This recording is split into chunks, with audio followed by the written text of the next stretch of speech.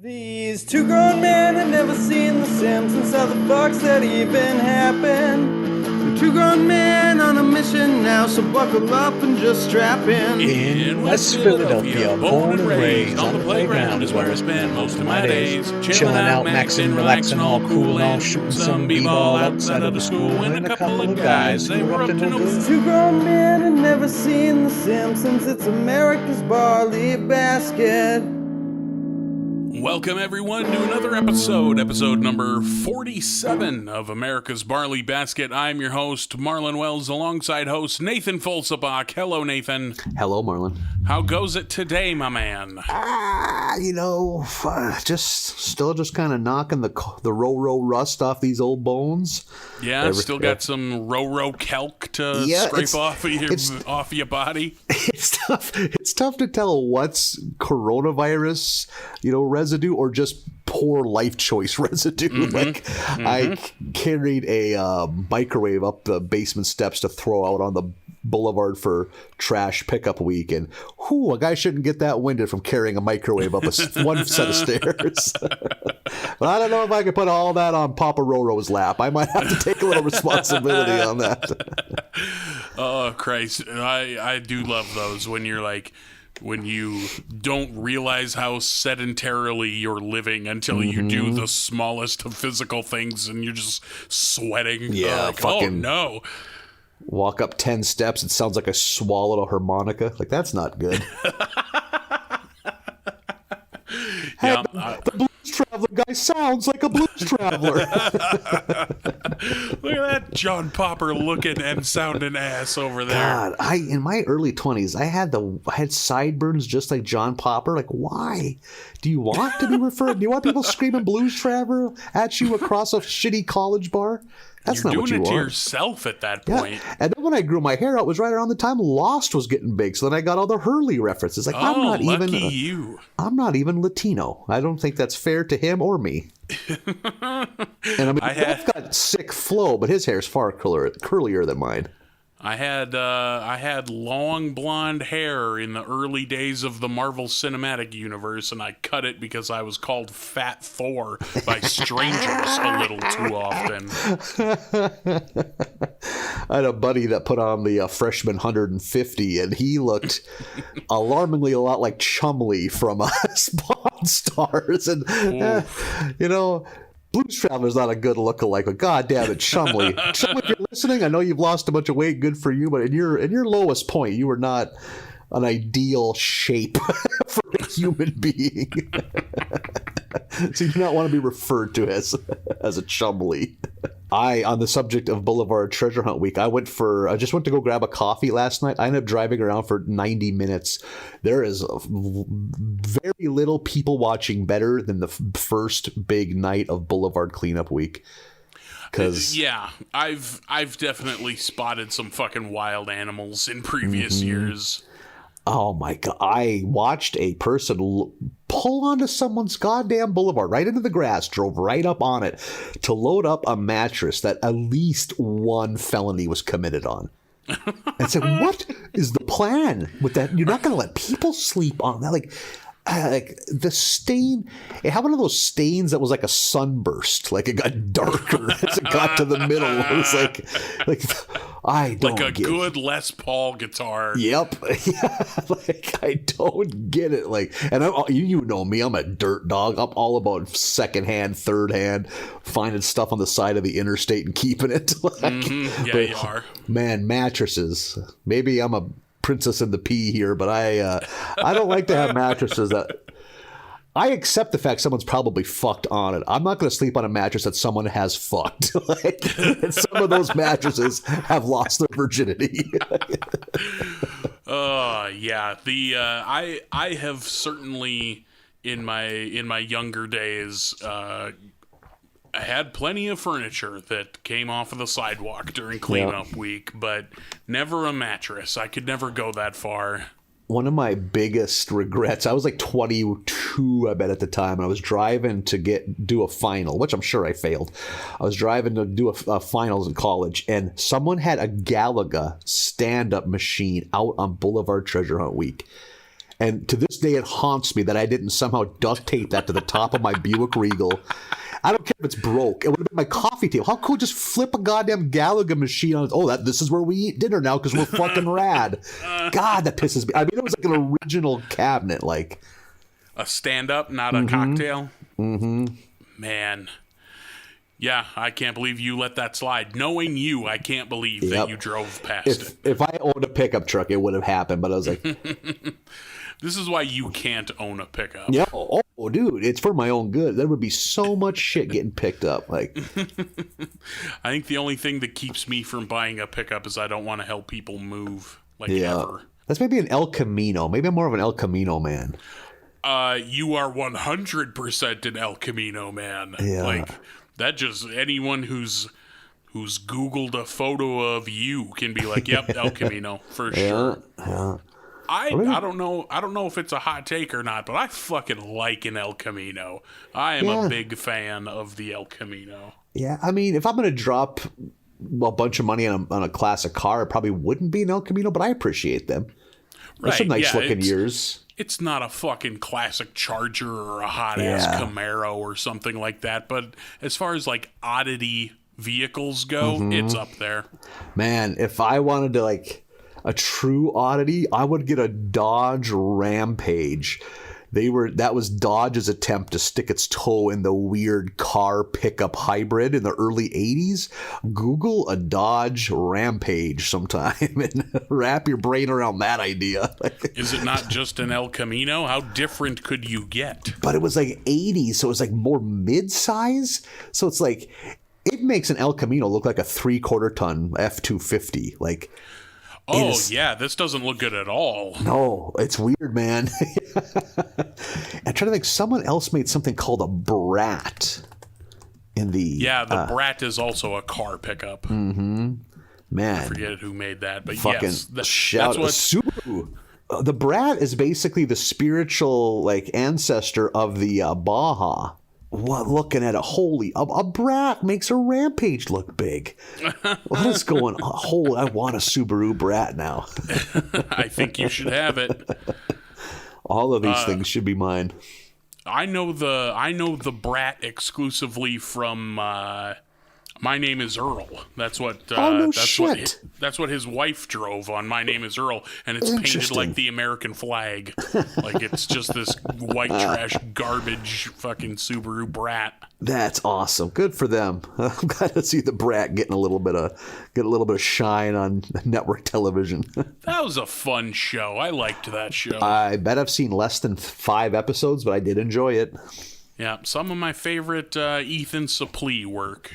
Yeah, I like Ethan Suplee when he pops up in something. Yeah. Or sometimes it's horrifying, like fucking American History X. Yeah. It's like, I mean, he was good at it. Yeah, like... Yeah, he was scarily good at it. Like, I'm trying to think what you doing a little method acting here? We're cool, right? Much like Chumley, he's a motherfucker that dropped a bunch of weight and got ripped here within the last few years. Didn't he? Yeah, he did get skinny. Good for you, Ethan.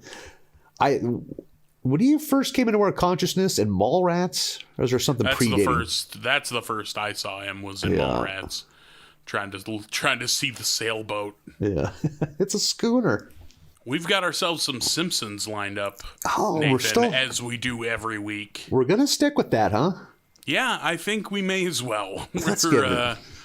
We're this far in. We've eaten this much of it. We may as well eat the whole fucking thing. Yeah, let's make gluttons of ourselves on season 11 of The Simpsons. Hell yeah. We're just getting started here. We're up to episode 6. Hello gutter, hello fodder. It starts with Homer. It's kind of like, I didn't see the Homer being the bowling aspect. I thought this was going to be a real Homer Maggie, which it ended up being. But like, because it kind of starts with Homer kind of ignoring Maggie, doing his just being silly Homer because he's looking for Waldo on the back of a cereal box, and Waldo walks past the window. Do you think, is Waldo still a part of kids' childhoods? Part of me says there's no fucking way, right? But at the same time, like, that's an evergreen thing. That's, like, that's not something that would go out of vogue, I guess. And like, kid shit lasts forever. They keep using it a lot. Like I was reading a lot of the same books my mom probably read, like Boxcar Children, fucking Hardy Boys, Nancy Drew, shit like that. Like I never liked Where's Waldo because I was never any fucking good at it. I was not good at Where's Waldo. Yeah, that was kind of in my nerd wanting to draw phase in life. So like I loved like looking at the little detail of all the little characters and stuff. But yeah, that kind of. Oh, speaking of magic eye shit, I never in my life have I been able to make a magic eye picture work. I very rarely could see the magic eye picture, but I had friends who would just flip through a magic eye book, just like teddy bear, sailboat, chair. No shit, deer, it's like burn through a magic eye book in fucking 4 minutes. I think I'm just such an apex predator. I can't let my eyes relax. Like I'm too on point. Like my head is such on a swivel. Like I can't relax my eyes because I'm always identifying threats, Marlin. Yeah, you're like a tiger. I'm always saying that. Yeah, exactly. You're always telling people that. Like, I'm sure he's. We're lucky he's a good guy. I hear that all the time. We're lucky he's one of the good ones, because. Yeah, old Apex Fulsabach. Thank God that he's with us. Yeah, I kind of do resemble a grizzly bear in the fall after they've gorged on salmon and are ready for a 5-month nap. I'm so sleepy. I simply can't eat another fillet, but I must. Just fucking waddling back to your fucking cave hole with a helpless fish. Yeah. Peace out. I'll see you in May. One for the road as I retire to the basement. Oh, no. I don't so hairy. How hibernation works. You know what I mean? It's still a mammal. How can it just peace out for 5 months? I don't get it. If I'm not mistaken, I don't think they are asleep the whole time, but I think they live kind of the way a house cat does, where a house cat sleeps, 16 hours a day and then does nothing the rest of the time. Yeah. Like, it's not a continuous sleep. It's just a time of inactivity and severe, non-calorie burning. Kind of like I'm living these days. Yeah. You're in your torpid state. Yeah. You're like a frog. You have a bathtub full of mud. You just slip under it for a few months at a time. The apartment manager's finally assumed you're gone and is showing the place off. You burst out of your mud cocoon. Well, what are you doing here? This apparently isn't vacant. Looking good, Marlin. Thank you. I haven't ate since Thanksgiving. Carb loaded. I ate 4 packs of tortillas with nothing on them the other day. Just 4 dozen flour tortillas. I've been asleep since Tuesday. I gotta make sure I can't shit because I can't afford to wake up for it. Telling that just casually mentioning that to someone on the bus, because you're eating tortillas like they're goddamn potato chips, like fruit roll-ups. Is he putting a second pack?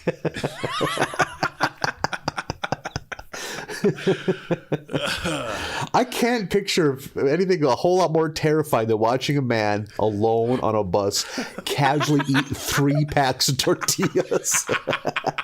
Everyone just checking the ball game score on his phone between the big 12-inchers too. The big fucking dinner plate size. So it's just like you're stuffing and chewing the whole time, just like finger in the mouth, pushing it in. You chomp, chomp, chomp, more, then it's gone. Like it's peak efficiency, like a factory. There's zero downtime in the teeth in the chewing process. Looking at my phone, just slamming down some fucking tortillas. Laughing at something that you saw on the chive. 1 more tortilla down the head. There we go. Was this my stop? They're counting the empty bags, like 7. Mindlessly kind of talking to yourself. That's not how you write a jet ski. You're like a paper shredder. Like it just works slowly and methodically. That's cool. I'm gonna hibernate after this. Pardon?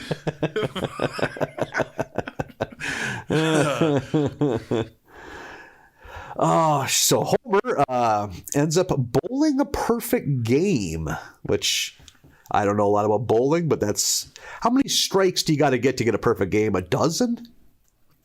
I think so, because it's what you do, the 10 frames and then the 2 extras, I think. Something like that, yeah. I'm not a good bowler, and I don't like to bowl. Oh, so, dude. Yep. Like, I bowled a 33 once, and I was trying. Well, someone pointed it out to me later, because I've only bowled a handful of times since then, because why would I want to keep embarrassing myself? But someone pointed out, like, they taught us bowling 1 week in gym class in this fall, I think. We would go to the little bowling alley in my hometown, and we would do a week of bowling. Yep, same here. The dude that ran the bowling alley showed us, here's what you do with your feet. You go bump, bump, bump, and you throw the ball. Okay, so we just watched his feet over and over again. That's how we did it. And finally, like a decade down the road, someone's watching me bowl. Like, dude, what are you doing? Like, I don't know, man. Sucking at bowling. What are you doing? Like, he's like, look at your feet. You're throwing the ball like you would if you're right-handed. So every time I would throw the bowling ball, I would have to move my arm or I would shatter my ankle because I was planting with my left foot and throwing with my... Can you picture that? Like, how close I was to having an ACL blown out with every throw of the bowling ball was baffling. So then I did the opposite with my feet. Like, holy shit, this is a lot easier. Like, this is way more comfortable. I don't feel as tense. I don't worry about injuring myself. Like, I don't have that bag of ice taped to my knee after every bowling game. It's true, because I would clip it a couple times a game. Like, holy shit. That means that your bowling instructor just couldn't fathom someone being left-handed. Like it's impossible. Like, it's like, no. They get those kids out of the breeding stock way earlier than this. There's no way he made it this far without being sent out to the prairie. I knew a couple kids growing up whose dads, when they were little, would see them using their left hand, like holding the fork or a spoon, and they'd move it to the right hand. Just correct that behavior. Just correct it, yeah. Rather than having a left-handed kid. Yeah. Yeah. I mean, this is North Dakota where Jesus Camp happened. Plenty of parents do that to their kids for being gay, too. For many more, like some much more terrifying reasons. Yeah. Oh, Christ. I was never a good bowler. It was never one of those things where I, just suck recently. Like, I was always garbage bowler, and we did the same thing in junior high or high school back when the bowling alley in my town used to be open. Was you would spend 2 or 3 weeks in gym every day going down to the bowling alley and learning how to keep score. I don't fucking know how to keep score in bowling anymore. Not a clue. Oh, you got a spare, so it carries over to the next frame, and fuck if I know, man. Or I could never, my depth perception's so bad. I could never see behind the opening pins what was behind the front. It's I don't know. Sure. Maybe you got 7, maybe you got 5. Who knows? Who's to say? What do you want? It's your day. I don't give a shit. I'm not going to win. I bet I've broken 100 twice in my life. And it was a big fucking deal for me. I think I have once. And I was like, holy shit. Who saw this coming? Yeah. I was like, I'm a... buy myself a fucking birthday cake on the way home. And it's funny, though. I bowled a 107. It's a special day. Giving the Dairy Queen employee a long, drawn-out story that they do not care about. Yeah, we're all having a real good laugh about it. No one thought it would happen, but here we are, 107. Can you write 107 in the jelly letters on the top of this ice cream cake? I will do whatever you need to end this. I'm going to eat it on the bus on the way home. I'm out of tortillas. Lopping handfuls of birthday cake onto a tortilla and just wrap it as just a shit-eating grin with your feet kicking on the seat. Here we go. Oh, you want evidence that I am too fat to be alive? As I've definitely just thought to myself, that'd probably be pretty good. You slap some birthday cake in a tortilla. God damn it. Well, one thing, Homer gets in trouble at work at one point, and he has to eat like all these drums of toxic waste. God, that was just a dumb joke. Like, yeah, that's what Burns does for yeah, punishment. it's like, yeah, I think there's good jokes in this batch of episodes, and then there's jokes like that also. Yep. Like the yin and yang of good and just flat is starting to balance out in a way that it wasn't in the early seasons. Mm-hmm. Oh my God, yeah. Early seasons, it was like, fuck, the batting average was insane. Like, it's like 80% of the jokes hit, which is so crazy for a sitcom. Like, one of my favorite jokes, I really thought this was fucking funny, and maybe I'm the only one, but Homer's excuse to go bowling is that there was an accident at the power plant, and Lenny has to go to the hospital, and the amount of love that everyone has for Lenny made me laugh so fucking hard. Because Marge is just like, oh God, no, not Lenny. And she tells the kids, and they're like, oh no, not Lenny. Yeah. And later we see her making like get well Lenny big fucking cross stitch projects. I don't know what it is, but the fact that, oh God, we all love Lenny so much. Yeah, and when he shows up on TV, like, Lenny's okay. God damn it, that was funny. Yeah. I like to when Homer got the 300. I like the gag of like all the work that went into setting it up, and then just one balloon falls with 300 on it. All the pomp and circumstance. The two employees, each with a key that they have to turn at the same time. Also, one balloon like lackadaisically drops down from the ceiling. God, that was funny. So Homer is briefly a celebrity in the area because of bowling a perfect game. He appears on like the Springfield version of Hollywood Squares, and if you look at the board, it's mostly Springfield level celebrities like the B-Man, and then Ron Howard makes an appearance. Then there's someone named Princess Cashmere. Where do we know her from? I don't think I know her, because I thought the same thing. I was like, I think I recognize all of these people except that one. Yeah. So I don't know what her deal is. So Homer really loves being famous, and then eventually it ends. I think he finds out during the Hollywood Squares fight with Ron Howard that his time as like a relevant celebrity's ended. And Homer's a very shallow man, so that means, well, if I can't be famous, I may as well jump to my death. And he's on the edge of this building that everyone apparently goes to jump off of. And he's sitting there contemplating it. Someone pushes him like, hey, like, the rest of us got to get this taken care of today. So we get a scene where he's jumping off the building. He realizes he doesn't want to die. Otto is there. Otto is bungeeing.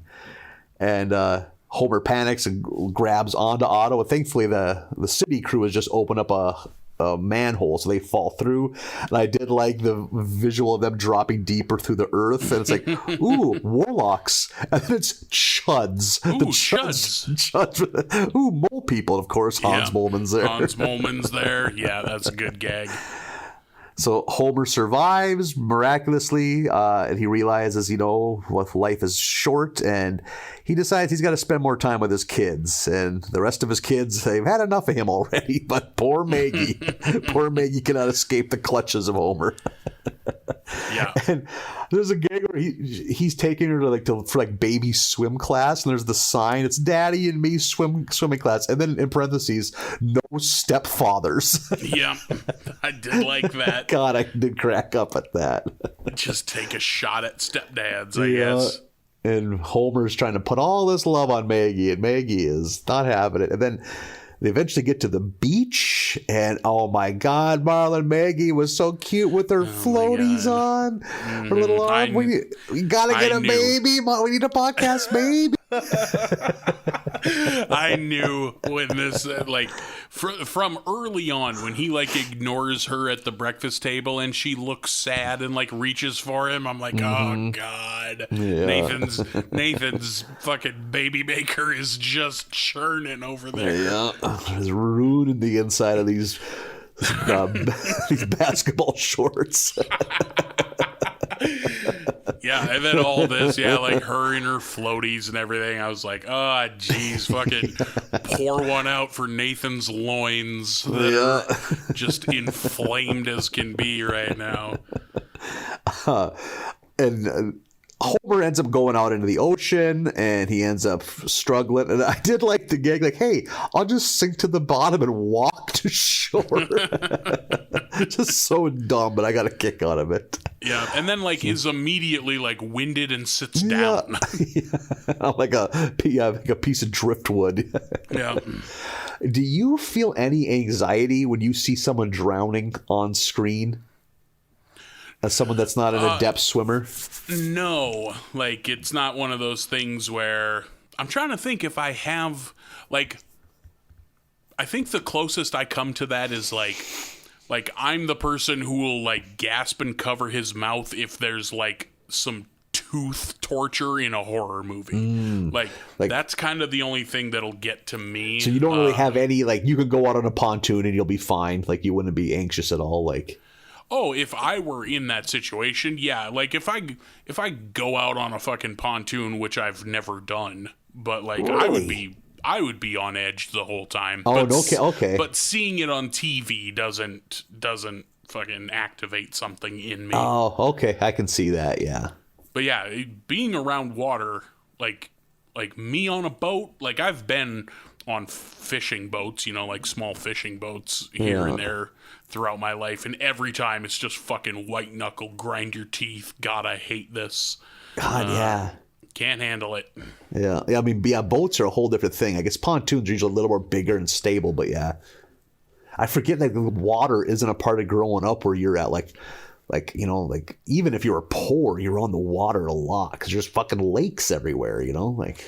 Yeah, and that's a whole different fucking world. I don't get it. Yeah, you guys would just look at pictures of water. Like, could you imagine? you just fill the sink and then sit next to it. You just pull a chair up from the kitchen table. Here we are drinking horse sweat. Meanwhile, they have lakes filled with water for recreation. They have other lakes for drinking. This is just for splashing. I turned on the bathtub the other day and sand came out, but some people water ski. Terrific. Yeah, different worlds. So Maggie somehow is able to swim out and save Homer, brings him down to the land, and like, oh, there's a nice little heartwarming Simpsons scene, and Homer ends up taking Maggie bowling, where Maggie bowls a perfect game. And then Homer says she scratched so that she didn't get a perfect game because still a piece of shit. Over the line. Yeah. But a fairly, I think we both like our wholesome Simpsons endings. This is pretty wholesome. Yeah. My favorite joke of that entire thing was like in the middle when Homer's kind of coming to grips with the fact that his 15 minutes of fame are over, and he crashes that Penn and Teller show. And, like, they're in the middle of doing a trick, and then Penn Jillette is, like, furious because he interrupted. Like, you're ruining my show. And you hear fucking Teller up there. He's, like, strapped to a chair above a pool of sharks or whatever going, oh, God, now he's mad. Now he's going to hit me. Don't leave me alone with him. I'm not the first Teller. Yeah. Holy shit, did I die laughing at I'm not the first Teller. Yeah, that was pretty good. Oh, God. Penn Jillette is one of those guys who I really like, so I like when he shows up in things. Some of his politics can get a little libertarian for my tastes, but as far as just like, that's a dude I can just listen to talk for a while. It's interesting how long he's managed to stay in the public eye, because I think Penn and Teller were a known commodity, like in the late 80s even, like... Yeah, and not just that he is someone, or they, I guess, because they're almost always a package deal, but, like, not only have they stayed famous, but they're magicians who've stayed famous. Like, that's wild. Like, name a new magician. There isn't one. Mm-hmm. Magicians are like knuckleball pitchers. One comes around every 10 to 15 years. Like, oh, hey, there's David Blaine. There's Tim Wakefield. I was just about to say Tim Wakefield. That's funny that we both went to the same one. I think we right now might be in one of the few no knuckleball pitcher eras in Major League Baseball right now. We had R.A. Dickey. I think R.A. Dickey's done now. I don't know if there's anyone in the league right now. That's kind of sad. We need a knuckleballer or two out there floating around, like. Because I think part of the charm of baseball is the weirdness. God damn it. Technically, as far as knuckleballers go, we're prime knuckleball throwing years. Like, you should start practicing throwing a knuckleball in your apartment. Yeah, at 36, I should break into the league. Just the idea of, I finally made the majors at 36. Yeah. Holy shit. Losing hair, around about 400 pounds, just come waddling out into the fucking stadium. Wearing very unflattering baseball pants. They're not flattering to the Husky gent. Nothing about a baseball uniform is flattering to anybody. Like, baseball uniforms make Class A athletes look like dads. Yeah. Or also, you could, long snappers. If you're a good long snapper, you can play till you're 40. So you still got some long snapping years left. So do you have an area in your apartment long enough you could practice? Just snapping from my kitchen into the living room. Imagine sharing the wall with somebody that's practicing long snapping. You finally walk over there like, what's going on? Oh, no, dude, it's cool. I'm just... So they're fucking snapping a football against your bedroom wall. Trying to get a scholarship. Get the fuck out of here. My neighbor comes over. Hey, man, can you keep it down? I got eye black on for no reason indoors. I have to. You just tiny little shorts on. Eye of the Tiger playing on a loop. Man, the draft is coming up. I might make it. You're 36 and it's 10:30. Stop. When I stop, they're still working. I have to work in the morning. Take all those fucking, like, no fear and Dwayne The Rock Johnson, hardest worker in the room type quotes way too seriously. It's not the size of the dog. You're gigantic. You can't use the little dog quotes. Oh, God.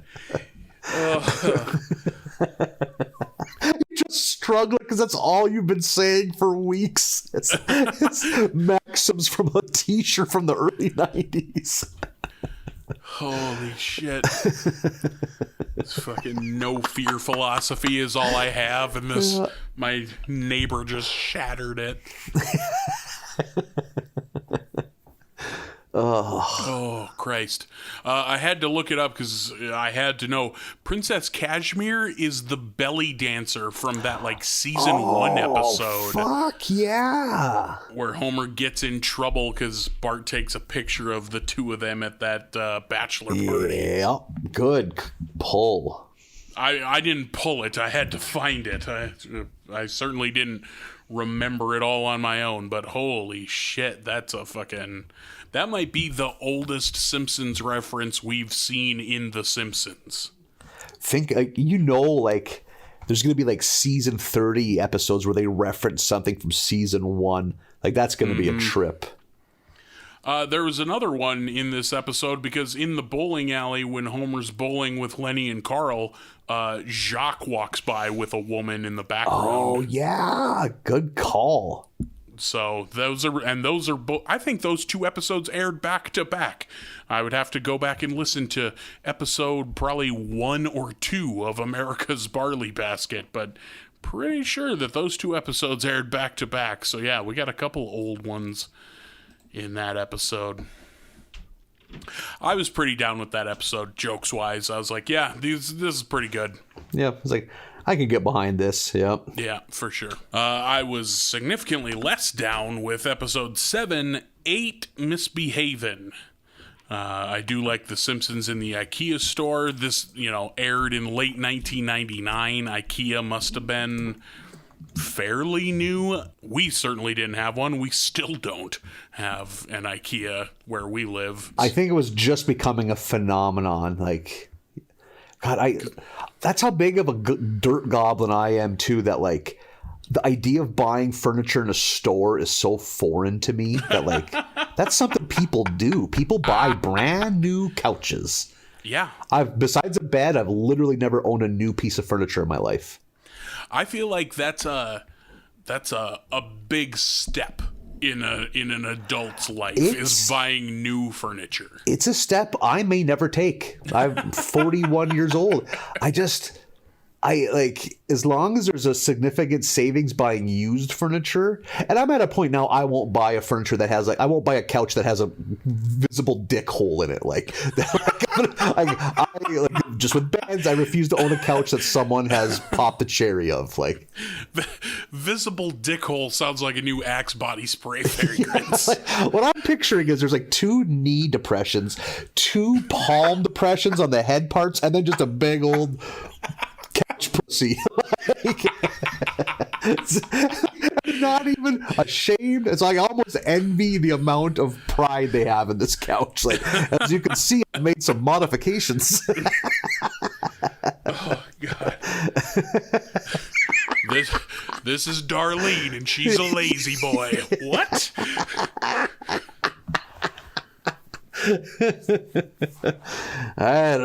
We discussed putting a drain plug in it, but the wind seems to soak it up. I don't know. Oh God! Struggling to find the exit. Why is this house a maze? Still just prattling on about the couch, like you're interested. It's crawling on the walls. Like, shit. Oh God. I'm envisioning like Buffalo Bill's house from the end of Silence of the Lambs. Yeah, it's just a nice fellow that just but it's just Greg. He sells insurance. What Buffalo Bill took out on unfortunate women, he takes out on unfortunate couches. Like, his only victims are furniture. The well is full of disheveled furniture. Yeah. Pile of furniture smells like the goddamn ocean out here.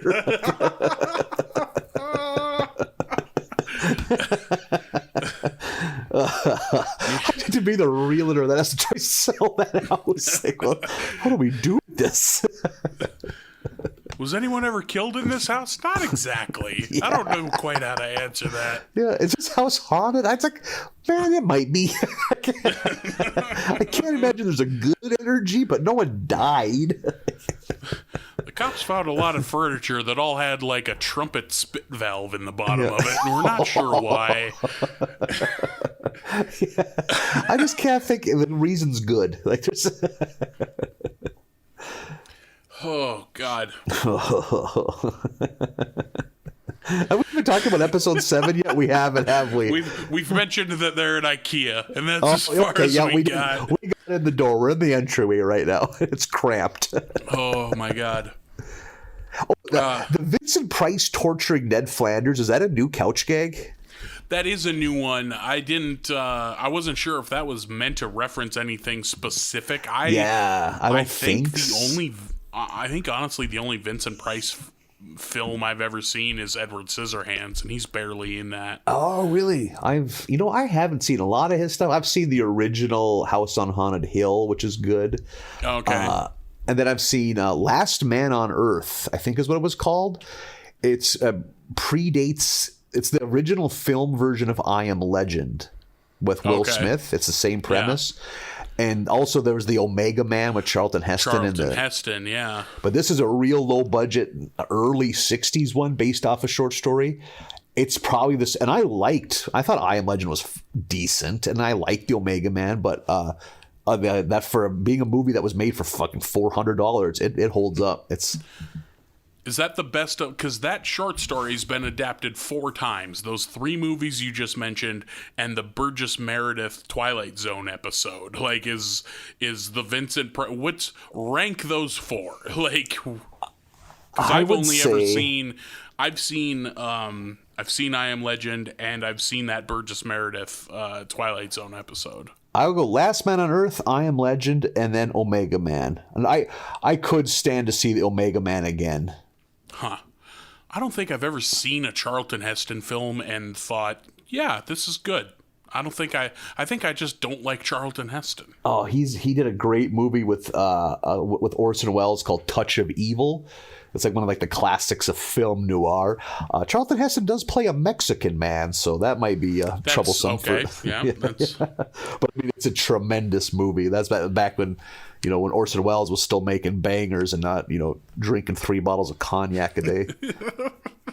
Don't be jealous of Orson Welles' cognac consumption. I was hating a little bit there, wasn't I? Yeah, you were. The man's got a sweet tooth and wants to be drunk, and he doesn't need you judging. He's going to belt out some Optimus Prime and then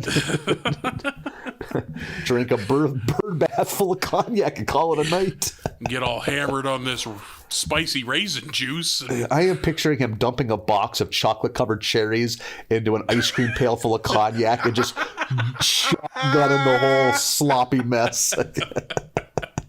It's no birthday cake tortilla, but that'd be a good combo too. Yeah, I can see it. I barely stopped myself from eating a bunch of fucking fancy cocktail cherries straight out of the jar just yesterday. So I get it. They run into Apu and Manjula at IKEA, and they do the thing that people with kids do, which is put their fucking nose where it doesn't belong and ask when they're gonna have kids. So they're gonna give it a whirl. Apu and Manjula are gonna try to have kids. There's a brief moment of Homer grilling some beans in the can without opening the can. Yeah. And so the entire scene when he's talking to Apu, you just have these pulsating bean cans. I don't think I've ever taken part in that. We eat a lot of baked beans in the summer, but I don't think I've ever eaten and cooked directly in the can. We would dump them into a pot or a pan. Oh, fancy boys. Yeah. Yeah, No, we were pretty highfalutin, I'm not going to lie. my favorite method of eating baked beans, again, not sure if it's a hot take, is cold out of the can. Open it up and eat it with a spoon like a hobo. I think you're going to get some people that are going to flip out, but I'm lukewarm, pun not intended. I don't know. I'm lukewarm beans. I don't think that's repulsive, but I'd rather have them hot. Sure. Yeah, I'll take them either way, but man, I'll stand in my kitchen and eat a can of baked beans like an grilled animal. Hot dogs on plain ass white buns with a big thing of baked beans and some Ripple potato chips. Yep. That's America, brother, right there. Yeah, if your barbecue doesn't have baked beans, fuck your barbecue. I'm not interested. Throw that janky ass macaroni salad out in the brush where it should be and go buy a can of baked beans. Yeah. Dump your potato salad in the ditch to make room for more beans. Yep. Apu and Manjula are trying to make a baby, and I like the recurring gag of the pregnancy test that is like a scratch-off ticket. It's always like, baby, oh, lemon on the third one. Yeah. I like that visual. That's a fun joke. Or that's baby pirate. Oh wait, pirates are wild. We did it. Yeah, pirates are wild. We see it's 9 months later, and Apu's in the Quickie Mart with Manjula, and her water breaks, and they run off to the hospital. And we get a brief shot of Gil, who is now the janitor at the Quickie Mart.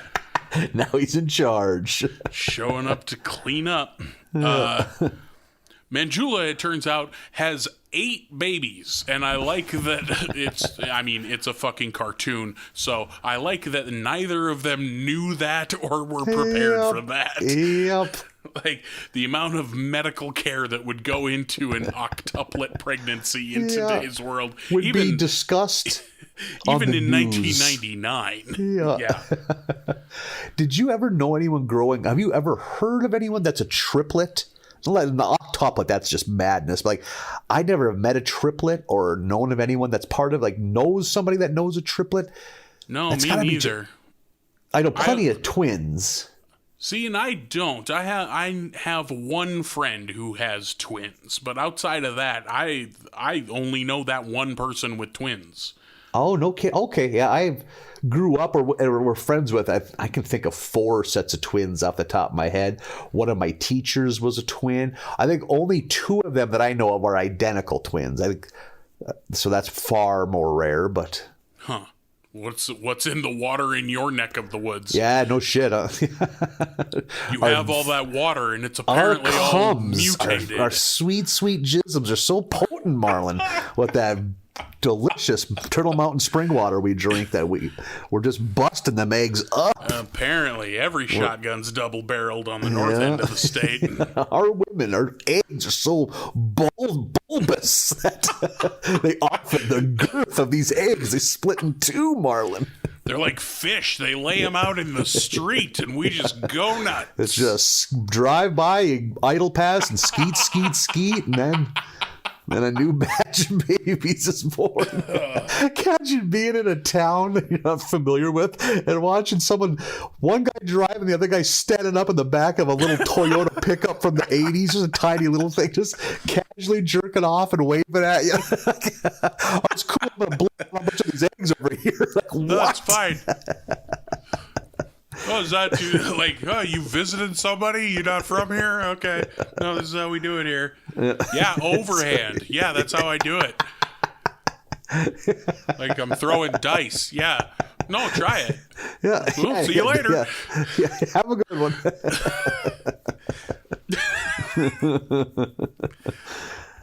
Oh. So Apu and Manjula have 8 newborn babies, and they're media darlings, and they're getting all sorts of free stuff from all these generous companies. And then they see on the television that someone else in Springfield just had 9 babies, and they take. Not only does the media not pay attention to them anymore, but they take all the stuff back, which I thought was the most fucked up thing. Yep. Like, that they would take it back. And that one weirdo that he's just taking shit that already belonged to them. Yeah, hey, that's our ottoman. Yeah. So now it's just them and the 8 kids, and nobody cares anymore. They are pretty immediately burnt out as fuck, which I can't imagine. I cannot imagine. I can't imagine having a dog. Like, if I had a dog, I would be burned out.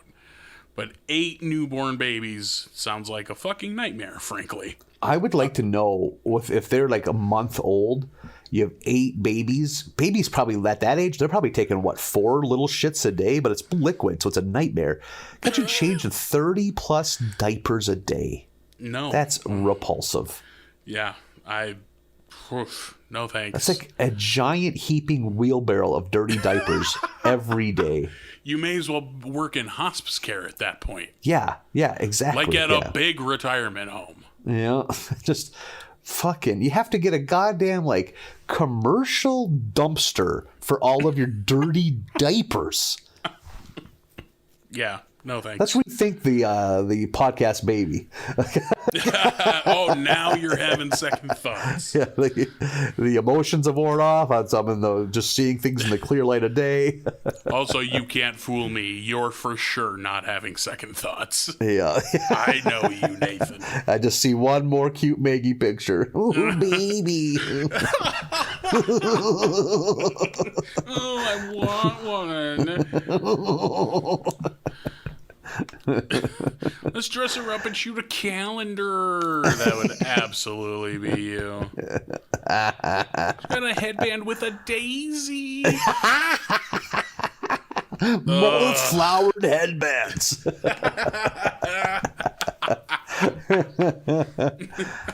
Oh, fuck. It's Tuesday, and Tuesdays we wear the petunia one. Oh, God. Why don't we make a calendar of us dressed up like babies? Holy shit. Because we have, the whatever, big body fat index. Faces. Yeah. There have to be a lot of shaving and a lot of unpleasant places. I don't think most babies have that much back of the thigh hair. Just hand each other a razor. All right, Yeah, we're gonna make a Saturday out of it, buddy. It's for our art. What do you want to listen to? Like, put some music on. Just right in front of your balcony, your neighbors are just frozen in terror. you guys shaving, nothing, just t-shirts on, shaving each other to boot scooting boogie. Christ, I wish he'd go back to log snapping. God damn it.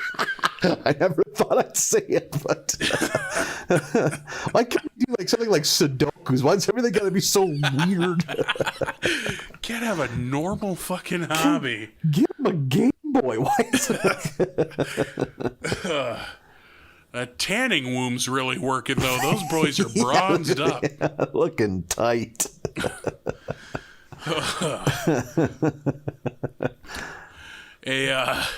A man comes to visit Apu and Manjula, who seemingly has an answer for them on how he's going to make their life easier. He's the zoo owner and wants to display the octuplets at the zoo, which is fucked up for sure. Yeah.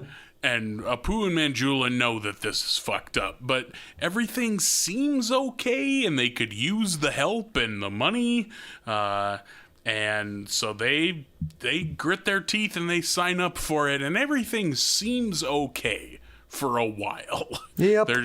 They're just in this big display, which is dehumanizing, sure, but they have toys and cribs and all that, and then it takes a turn with the stage show, where they shuffle Apu and Manjula out of there and put on this elaborate stage show where each of the babies has its own costume and character personality. Yeah, the characters were so good.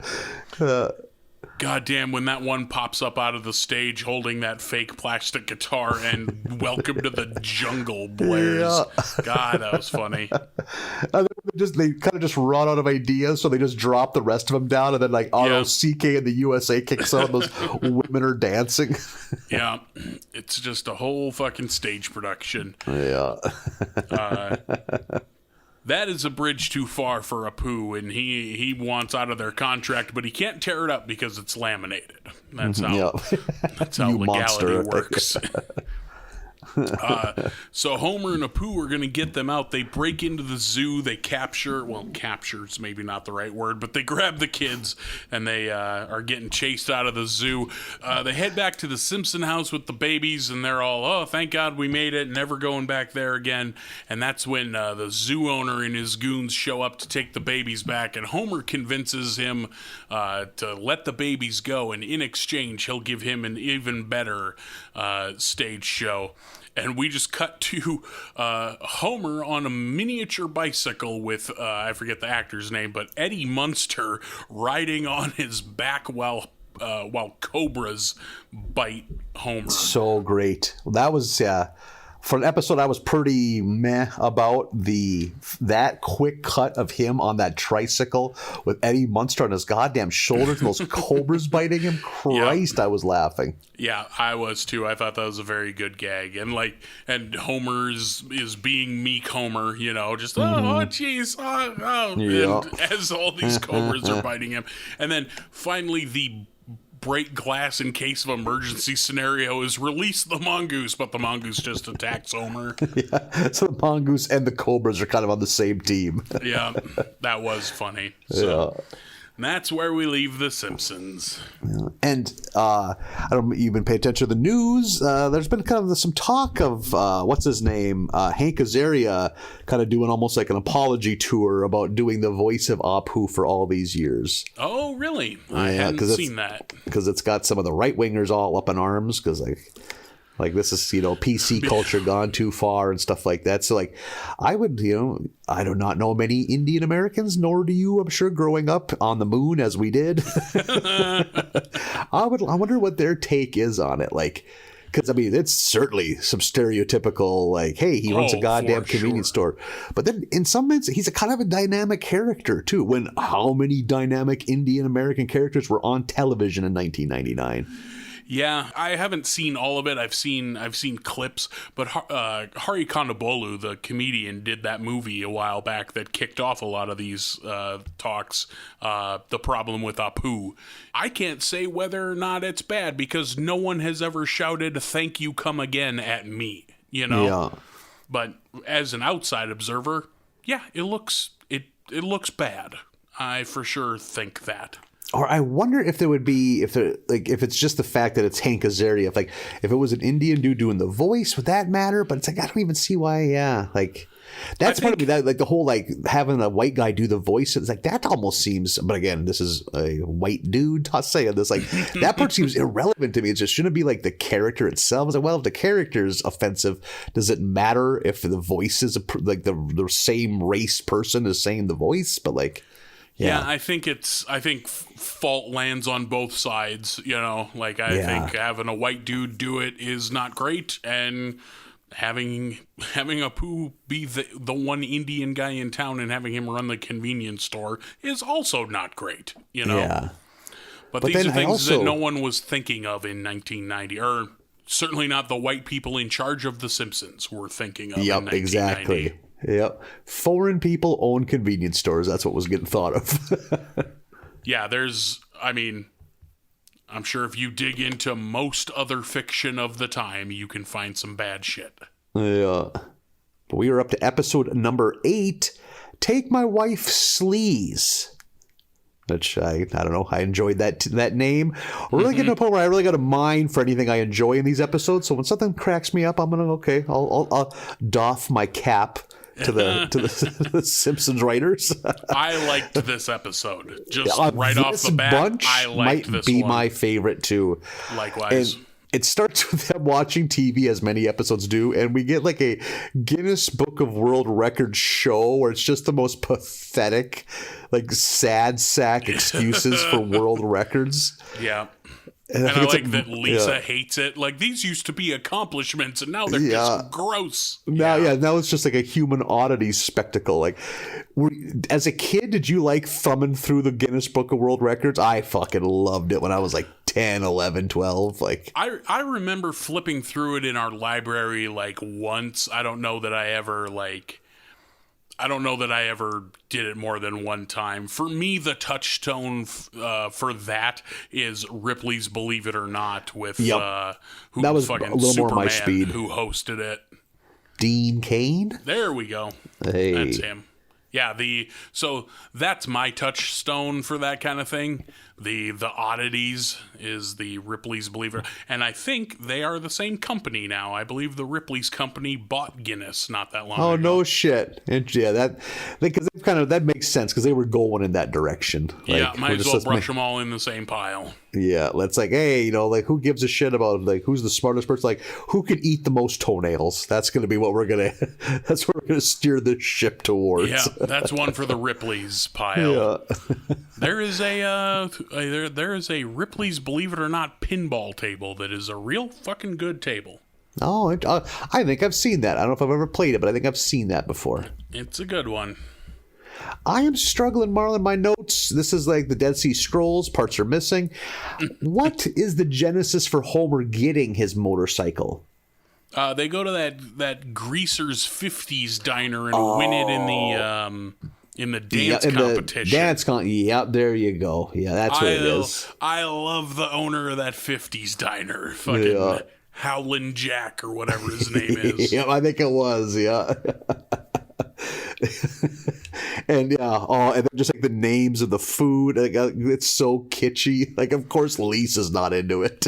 I've never been to one of those. I know that they were a thing in like the 80s and 90s, the 50s themed diner. I think Pulp Fiction helped bring that back a little bit. I think in like the late 90s, we had like the swing music revival. There was a little like 50s and 40s nostalgia, just a pinch of it in the 90s. Yeah, Quentin Tarantino and Brian Seltzer really helped the sales of really contributed to the culture of the late 90s. We were all jump, jive, and wailing. But Homer gets this giant motorcycle, and some of these jokes, it just gets too silly for me. Like him bringing the bike into church. It's just, we're getting too far from reality, you know? Like, yeah, I get that. I didn't mind it as much as you did, but I get it. I did like that the sign out in front of the church was, "There's something about the Virgin Mary." Holy shit, is that a 1999 reference? Yes, it is. Extremely so. Yeah. But Homer loves his bike, and all of his pals really are intrigued by it, and they end up getting their own bikes. We got Moe and Lenny and Carl. Anyone who else makes up the gang? Flanders. Ned? Yeah. Is the last one, just because he has the rumpus room with a bumper pool table in it. Which, have you ever played bumper pool? I don't know what the fuck bumper pool is. It's add it to the it's only on TV list. I've never seen one, and I don't understand how to play it. And I've seen countless people that have pool tables in their house. So like, we why all just bumper pool?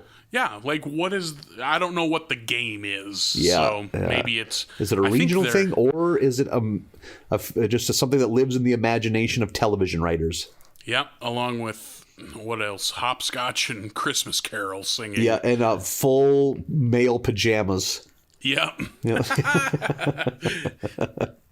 I did like the gag where they're going over the names of the prospective names for their biker group. Fucking Moe, the Christ Punchers. Like, Jesus. I laughed real hard at the Christ Punchers. And they end up being Hell's Satans. And this got me thinking, man, me and a friend were so close about 10 years ago to buying shit mopeds, and then convincing our other buddies to buy shit mopeds and starting up our own gang.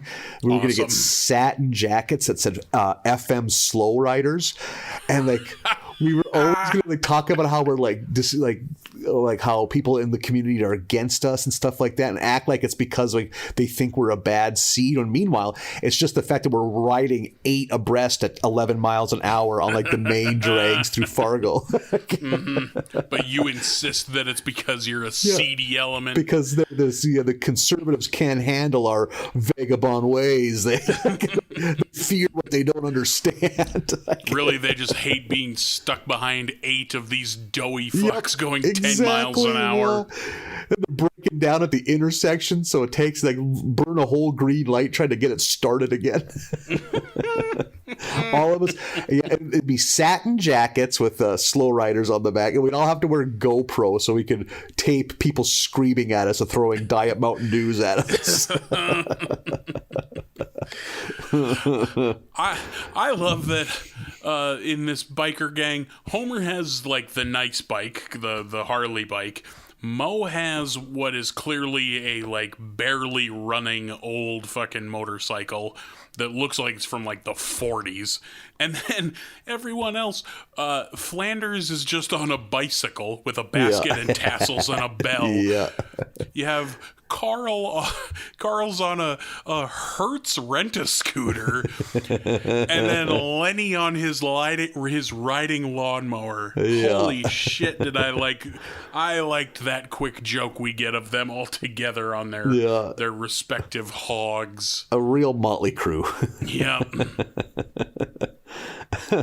So they're having fun. They're sassing the cops. But they're still very lame. They're not very scary at all. But hey, by God, they're a biker group, and at least they assume they are, until a real biker group finds out that these guys are using their name. So the real Hell Satans crash the Simpson household, and they are not fucking around. God, the Hell Satans is the dumbest fucking name. I love the redundancy of Hell's Satans. And when they are trashing the house, we get a goddamn NRBQ song playing on the. I was like, what the heck? This is a total example. One of the writers is a hell of a big NRBQ fucking group or whatever the fuck.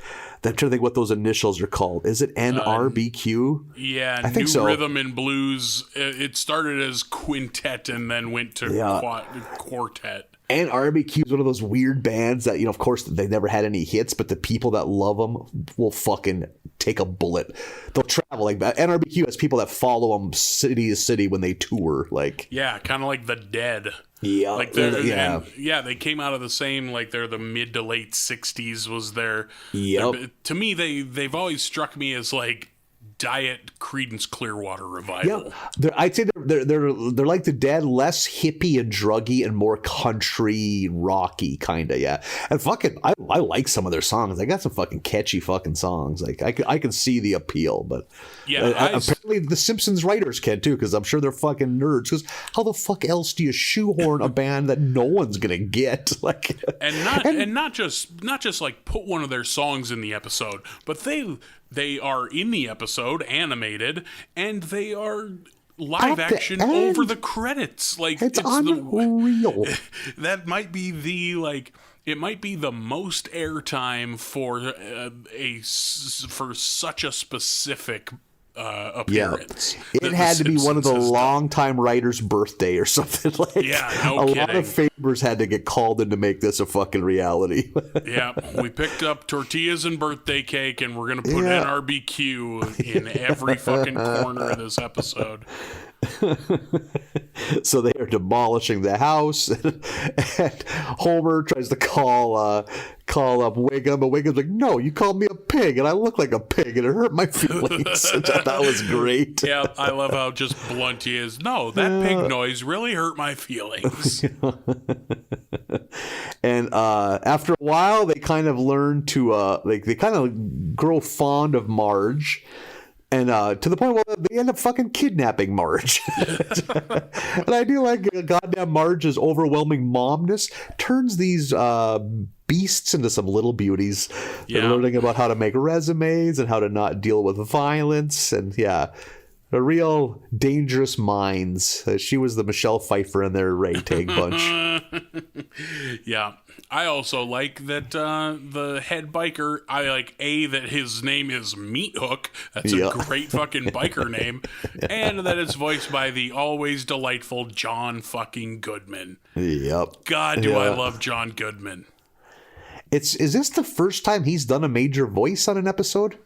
I think so. I feel like he might have appeared in one before, but not to this extent. It's just funny that it's taken this long for such a guy that does a lot of work. He shows up in a lot of shit, like.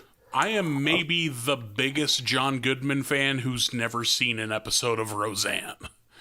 Fascinating. Really, I would put John Goodman probably in my top 5 favorite celebrities. And, no kidding. And have never seen Roseanne. I had a friend that had a nightmare flying experience where he was flying home for the holidays. So of course, the fucking airport's just a war zone, and they had to, due to weather, they had to send him to another city, and from there he had to get sent to another city, and then the flight got canceled, and he was like, "I'm just gonna stay up. I got a flight for you at 5 a.m." So what should have been a 4-hour ordeal literally turned into a 36-hour nightmare.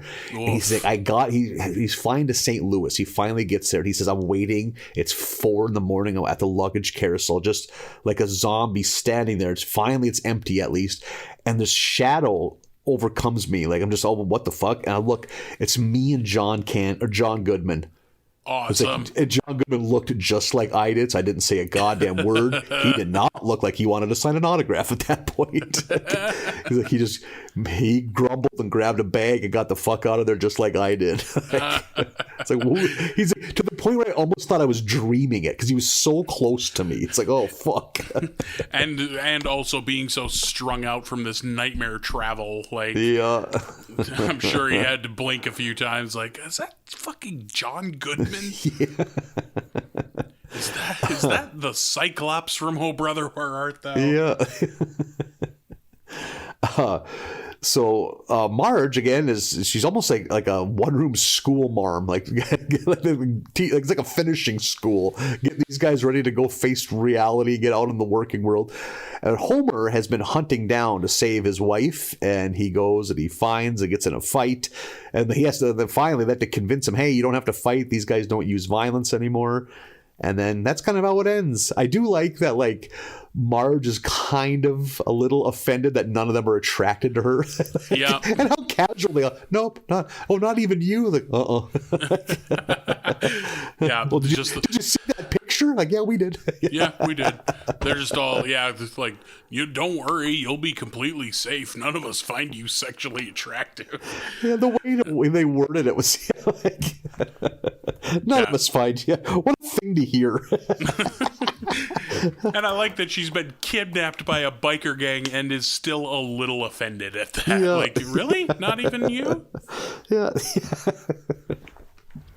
I like that she all but has them turned into proper gentlemen, and Homer just flies out of the bush and stomps the shit out of a handful of them. I like how Homer's go-to fight move is like Ram Man. He just lowers his head and goes right into you. Like, and it was dumb, but I liked the motorcycle fight scene where they're just swinging motorcycles at each other. That was dumb, but I got a kick out of it. Yeah, the motorcycle sword fight was pretty amusing. And then NRBQ, like live footage or like a music video or something. It's them doing the Simpsons theme. Like you said, that had to be one of the writer's favorite bands or something. Yeah. Oh God, there's no feasible explanation. No. Holy how insane would it be if that was like a studio thing? Like, hey, listen, NRBQ is going to be hot in the new millennium, so we're going to have to really squeeze them into this episode. And they're against it, but no, we need both animated and live footage of them if you could get that done. Yeah, as much as possible, we're going to get them into this episode. Are you sure you don't mean in sync? I don't know. I mean, this fax is pretty smudgy, but I'm pretty sure this says NRBQ. As we brought up before, Brian Setzer's pretty hot. We can get him. You don't want Brian No? You want NRBQ, huh? Swing music is on fuego at the moment. No? NRBQ? Huh. Man, 1999 was a weird time in pop music. It just popular music, and I don't mean good, just weird. Like, I mean, of course, there's always some good, but like, fucking Lou Bega having that fucking weird hit. Mambo number 5. Jimmy Ray, are you Jimmy Ray? What was going on? Like, and then you also had like Korn and Linkin Park. Like you had the new metal happening. Yeah, it was a weird time. In 1999, I bought both a Brian Setzer Orchestra record CD and a fucking Insane Clown Posse CD. Like 99 was a confusing time for all of us. God, was it ever? Yeah, like thinking, and then there was kind of still some kind of like Alanis Morissette kind of like the repackagings of like post grunge pop rock was still happening. Yep, it was a weird time, man. Mm-hmm. And now I look back at it kind of nostalgically, but some of that was bad. My God. Yeah, it was. And then that was the year that like Woodstock 99 happened and they fucking set that on fire during Limp Bizkit's set. Like 99 was a weird year for music. Episode number 9 is Grift of the Magi. The ozone hole has the kids stuck inside because it behaves like a magnifying glass does to an anthill. And I got a good chuckle out of it chasing Milhouse around out in the front yard. You don't hear about the ozone layer like we used to. No, because it's we did the right thing. We all came together and like banned CFCs and all that. So like fucking these idiots who don't believe in climate change will say the same thing. Well, we made a big deal out of the ozone and now you don't hear about it. Yeah, because we fixed it, you fuck. Do you ever notice you don't have White Rain hairspray in an aerosol can anymore? Now it's a pump. Yeah. When's the last time you bought a can of Aquanet, you dickhead? Yeah, that's always a fun go-to to hear. The kids are stuck inside, and they're rooting through the spare closet looking for something to do. And god damn it, did I laugh when Bart pulls out a can of silly string and draws glasses on Lisa and goes, "Ha, now you look like Milhouse." And Milhouse is roaring laughing in her face and says, "Yeah, who wets their bed now?" Yeah, oh my god. I love how goofy Milhouse has become. Yeah, I really like how, like, goofy and dumb, you know? Like, he's become a... He is dumb, you're right. For being portrayed as, like, a nerd, he's also fucking stupid as can be, which I really like. Yeah. Oh man, yeah. Milhouse and Bart are they dress up in women's clothes and they're bouncing on the bed singing "Sisters Are Doing It for Themselves," which I laughed at. Milhouse in that big beehive wig was so good. Yeah, he looks like what's her name from Hairspray. Oh yeah, Ricky Lake. There you go. Bart falls off the bed and fractures his ass on Homer's bowling ball. And then, of course, Homer comes in and we get some fucking gay jokes out of Homer, because that's what we do now in these episodes. So Bart has a cast on his ass and is in a wheelchair, but it turns out that the school is not handicapped accessible. So Fat Tony shows up and like just railroads his way into, "We're gonna build you some ramps," and builds way too many ramps, and like it looks like a water park. There's so many. Exactly, that's exactly what it looks like. And is this before or after? I'm kind of trying to think of the plotting of this. Does he save the day after they try to appeal to Mr. Burns, or does that come later? That's later. Fat Tony shows up like immediately. Yeah, with his faulty ramps. Yeah. Yeah, made out of breadsticks. So, like, as soon as they all collapse, because Bart shows up with no wheelchair because he's healed, and then Skinner's pissed about that, and he's like, "Well, at least we'll be ready for the next." At some point in the speech, Skinner's like, I can't wait till we have lots of disabled students at this school," which is a weird thing to say. But I get the sentiment of where he's coming from. We're ready. Yep. Yeah, so they think. All of the ramps collapse, and it turns out they were made of breadsticks, and all those seagulls show up, which I thought was funny. And there's Fat Tony right away to hand over a $200,000 invoice for them to pay. Oh, that's what it is. They can't afford to pay, so they have to appeal to Mr. Burns, possibly. Yeah, so the school closes, and they have to. They're trying to. The adults kind of gather to try to figure out how to raise some money, and they decide to put on a school play for Mr. Burns. And god damn it, did I get some good Mr. Burns laughs out of this? Because he is 100% invested in the story of this play. I love when he can be gullible, like he gets sucked into a story, you know, like. Yeah, exactly. Like, because the play is all about, like, without school, Nelson's too dumb and puts poison in the soup that Mr. Burns eats. And then Bart's too dumb to drive the ambulance, so he doesn't get Mr. Burns to the hospital on time. Yeah, and the Ralphie, Dr. Stupid. Dr. Stupid. I'm here to take out your liver bones. And just lops his head off with a bone saw. Yeah. And each of these little scenes is cut with Burns being way too invested. Just oh, no, that's the rat poison, not the salt. Or like, I don't care for Dr. Stupid. Like, he's... God damn it. And then Skinner comes out at the end and just like, I just want you to know that we had a secret agenda during this play. And Burns is taken aback. Like, what? And Burns does not give them the money that they need, of course. So the school reopens under the Kids First Industries banner, some corporation. The extremely slimy fucking KFI guy is there to talk about the private sector has to step in, which is always good. Like, Just real shudders that were happening. There's a scene in the classroom where he just wants to know what kind of toys you kids like, and I like that Nelson has a Jack in the Box, and he likes that it's challenging, and he's turning the crank. A, he's turning the crank the wrong way, and B, he has his thumb on the cover, so the Jack in the Box never comes out. It just plays that tune for a while. God, I laughed at that. And I'm sure you have notes on it too, but goddamn Milhouse with his busy box. Vroom, vroom. I'm calling daddy.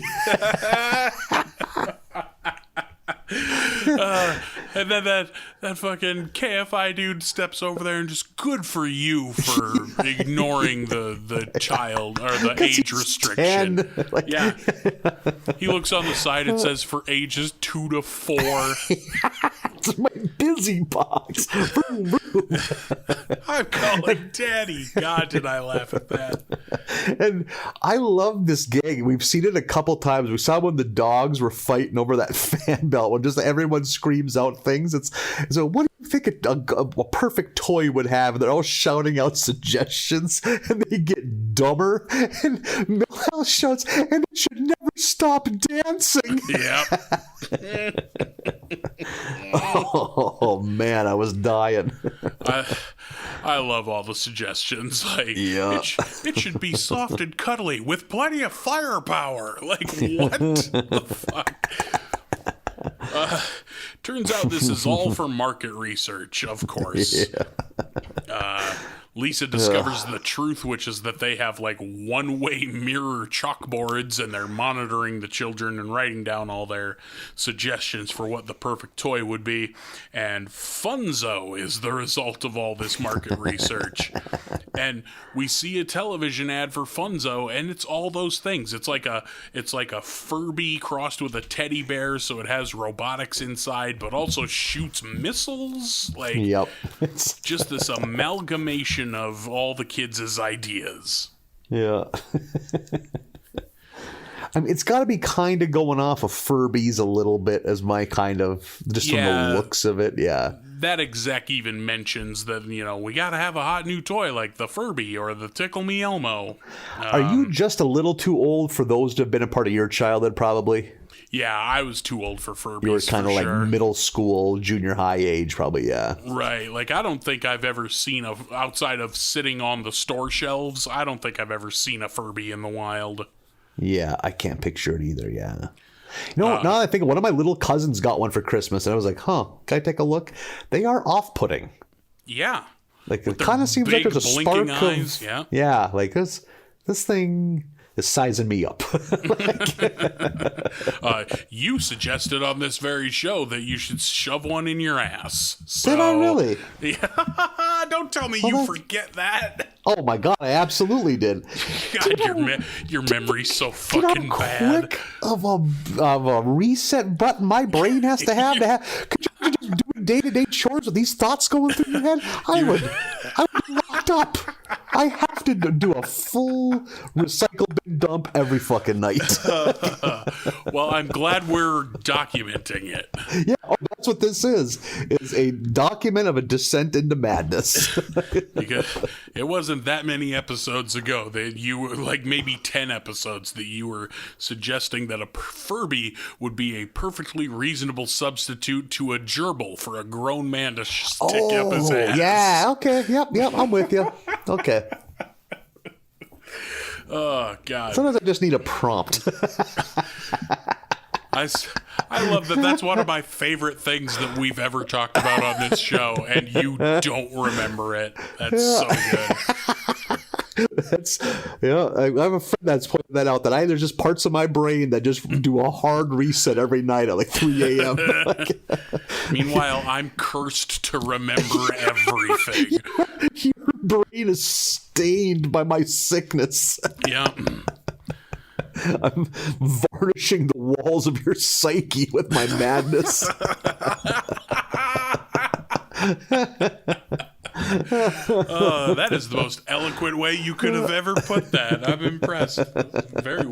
Boy, you're a well-spoken boy. Yeah, college boy.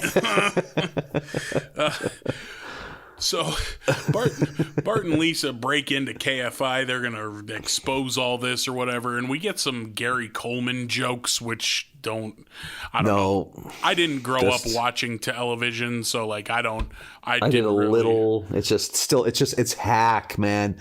Making fun of Gary Coleman has been around forever. Like it's just like, and none of it's clever, really. I don't know, like. It was kind of funny bringing him home because he was sad, like that attempt to make it heartwarming. God, that was kind of funny. Like was it hack back then? Oh yeah, it would have been easy pickings. Like it's just weird because like that it could have been any celebrity or frankly any Simpsons character working that job. That could have been the teenager that works at all the fast food joints, But for whatever reason, it's Gary Coleman.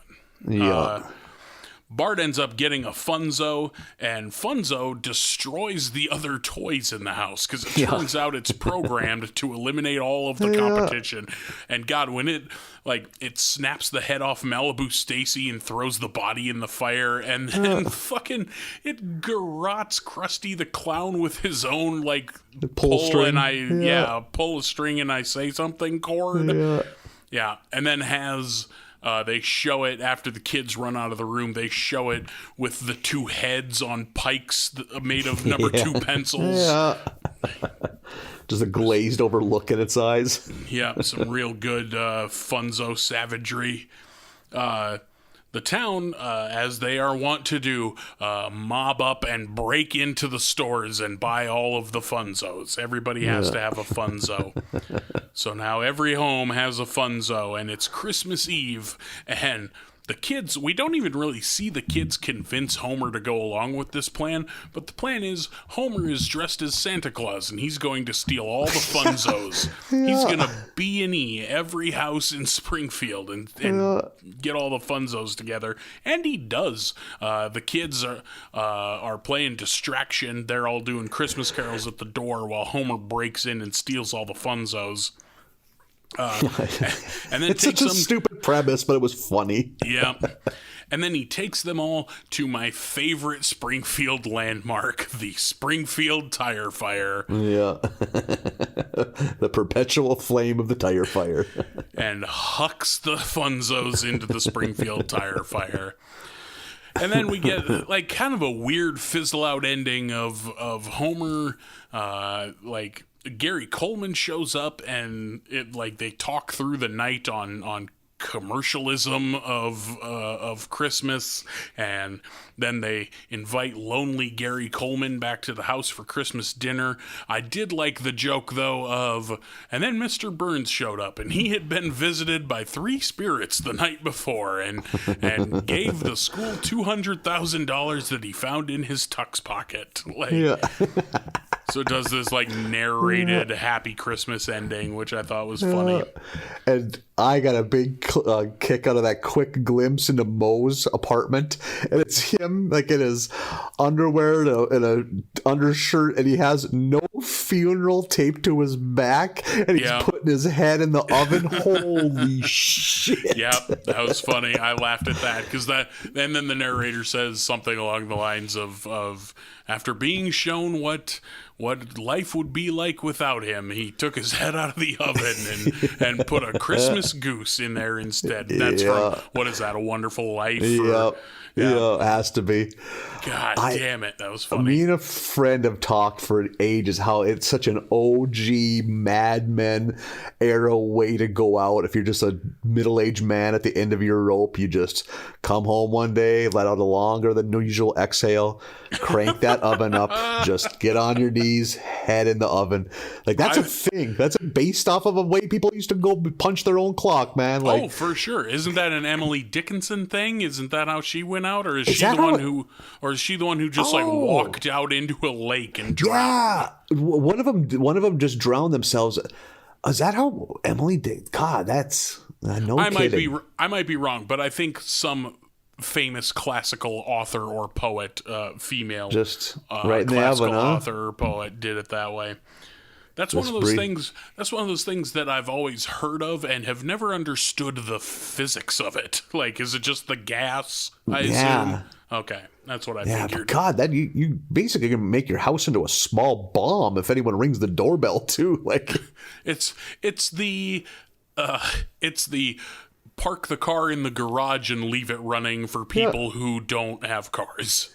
And also, that doesn't ring true to us because we did not grow up in a community where you could have a natural gas stove. Like every stove was electric because natural gas was a myth.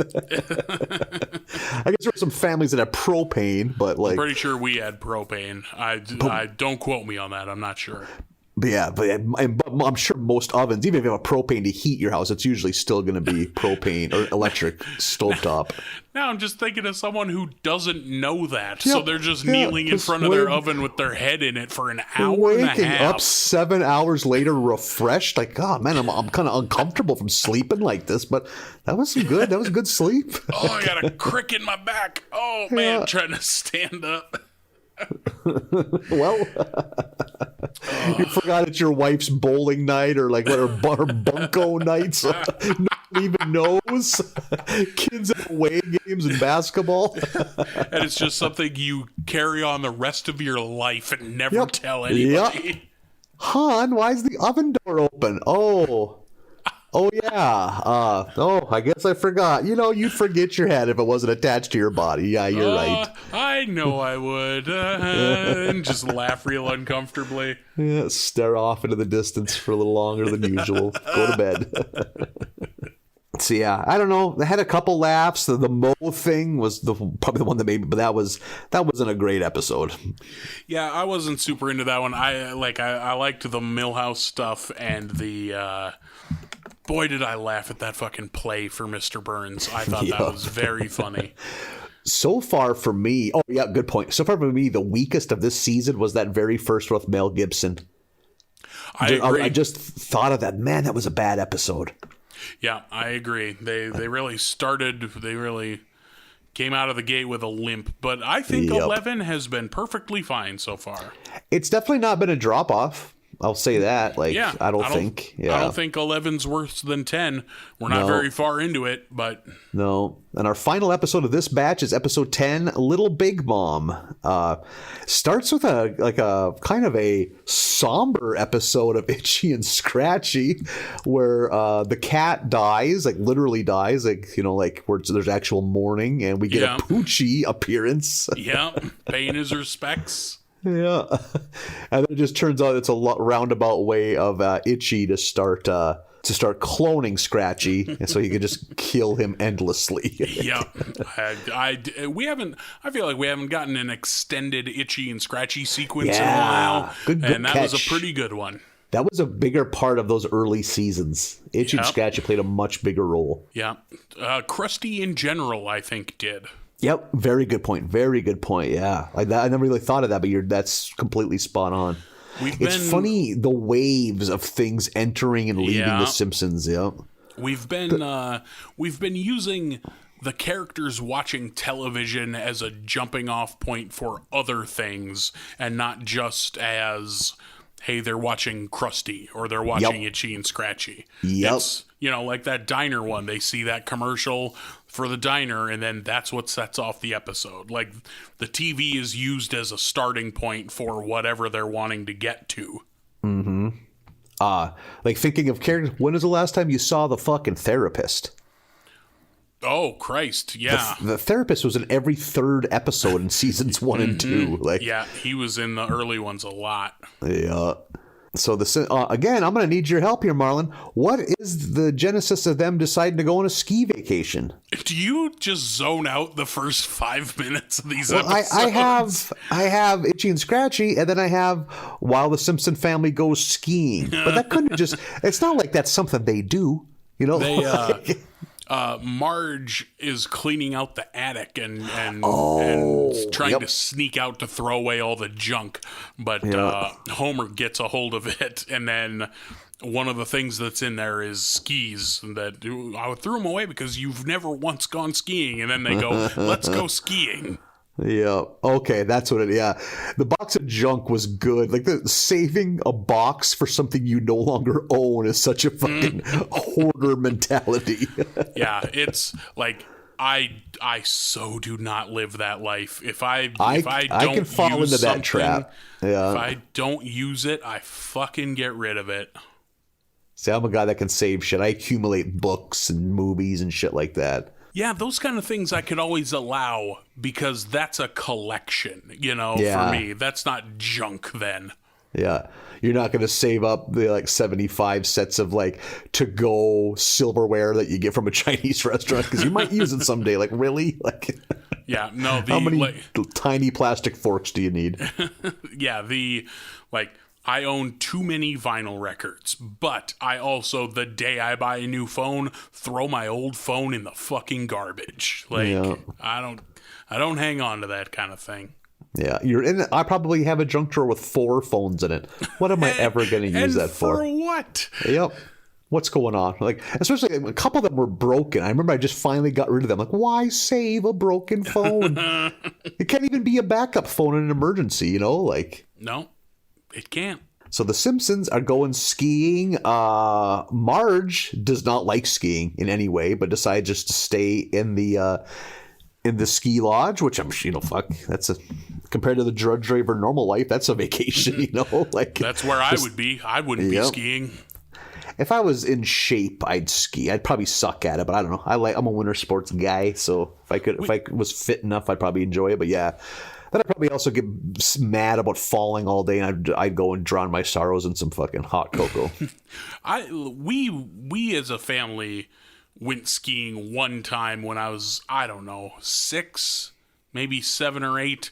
Went to Deadwood, South Dakota to go skiing, and I remember just being scared and bad at it, and that's all I remember of skiing. Never touched it again.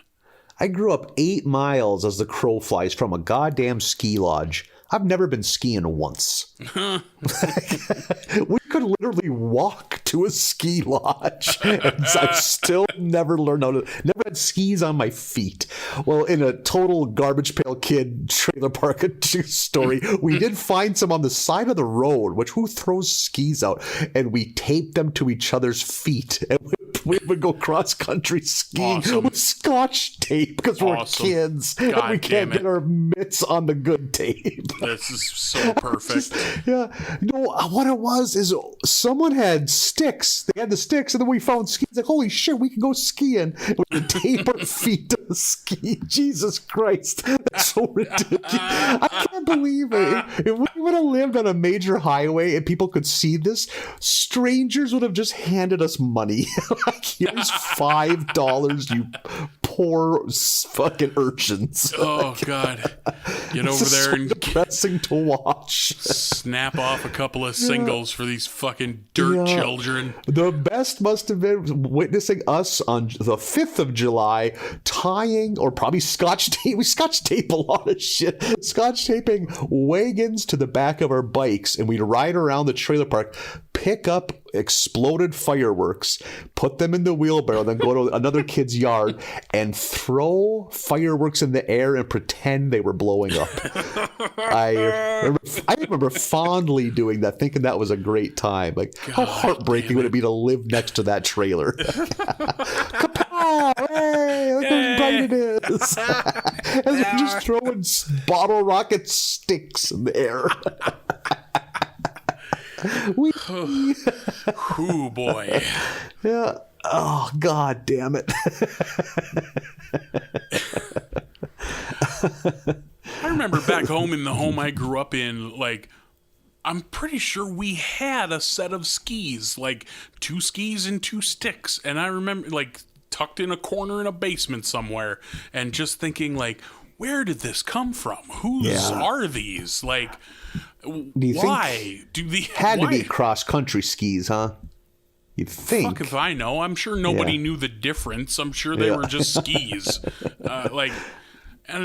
And like that's something that would happen every so often. You would come across some artifact from when your dad used to be fun and be like, long before I was born, but like, I found a softball glove. Like, what is... Certainly he would never. And my dad's the same way too. Like there's like, he'll talk about shit that he did. It's like, I have been alive for most of your adult life. When was this happening? When did all like... It's like, no wonder parents are so bitter. We just suck the joy out of their lives. Like my dad used to have motorcycles when he was young. He used to always have cool cars. He did way more hunting. It's just like, what happened? I mean, I did. But I just can't. I remember being a kid and I think my mom telling me like, oh yeah, your dad used to water ski a lot. And it's like, it would be more feasible if he were to fly than it would be more feasible to watch him flip this house with his bare hands than it would be to see him have fun. Like, I can't imagine. But in their heads... The thought of my dad smiling, having a good time isn't feasible. I can't. In their heads, having their children see them smile would be a failure as a parent. Yeah, some sign of heads, weakness. That, like, being happy or enjoying your life is setting them up for failure. They should accept that life is pain. and the more we can give them at home and the more disappointment we can give them, the better off they'll be as adults. To the point where activities that are supposed to be recreational were fucking miserable. Going fishing with my dad was a nightmare. What is tense? Or hunting with other families. It's like, you don't have to just be on guard because you're gonna Jesus, so many things. I'm gonna get fucking thwacked in the back of the head if I don't cast this lure just right. Like, that's not fishing. That's not recreating. Yep, I always wondered that. Like, why are we even? Then my dad would be baffled when we didn't want to do shit with him. It's like, exactly. What do you think?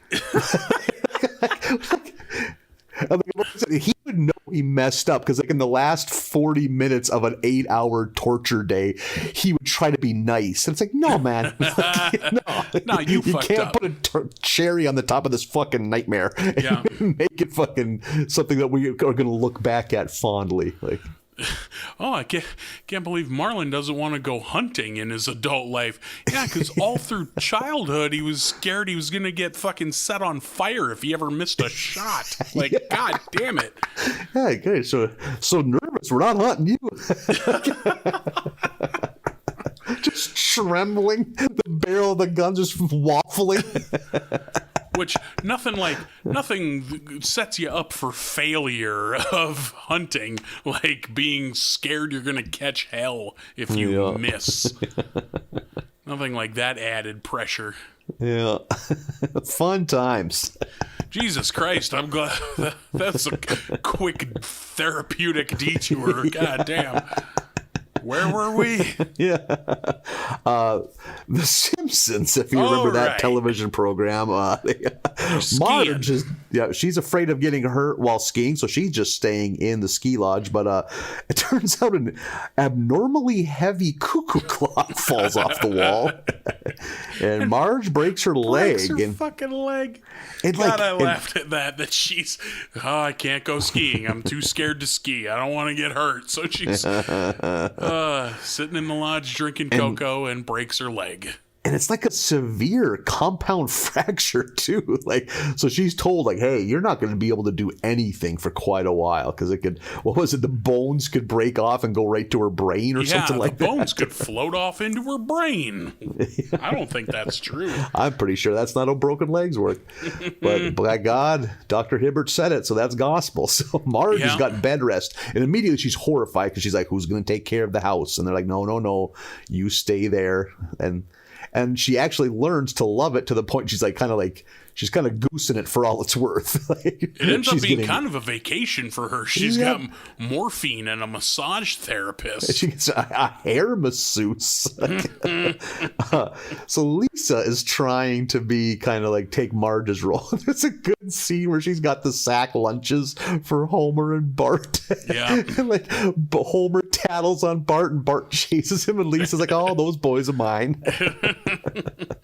I did get a kick out of that, but soon her fondness for her dirty boys grows to be disgust because they are complete fucking pigs. Yeah, the bloom comes off that rose pretty quickly. When they're loudly watching I Love Lucy in the middle of the night, and when Homer screams, we didn't turn it down for the cops, what chance do you have? God damn it. Oh, I don't mean to do this, but we got to go back to one thing about the ski trip.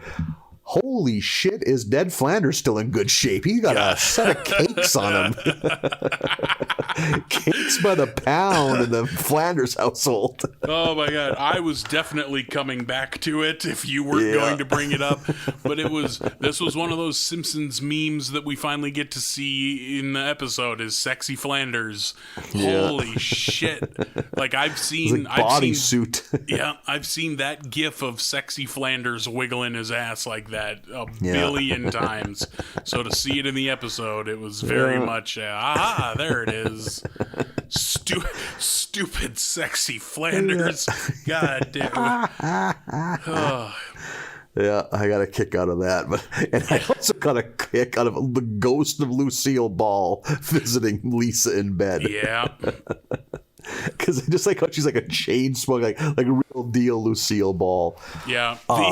When they're watching I Love Lucy downstairs, which I assume is what trips off this hallucination for Lisa, there's like, you just hear the dialogue from downstairs being like, hey Lucy, and then thwack, and then one of those two idiots going, yeah, he hit her again. Like, what the fuck? Yeah, it'd be like, I'm gonna smack you, and then it'd be a little whack, and then her wailing. Yeah, and then loving it. I was like, what the fuck is happening in this house? I've never seen an episode of I Love Lucy, so for all I know, a handful. For all I know, that's what that show's about. Apparently, now I will say, I'll put that and the Honeymooners together. I think comedy often ages like bread, but those two, just because of the power of Lucy and the power of, in the Honeymooners case of Jackie Gleason, they still kind of hold up in some ways. Like fucking Lucille Ball was good. Like she's a great comedic performer. Like.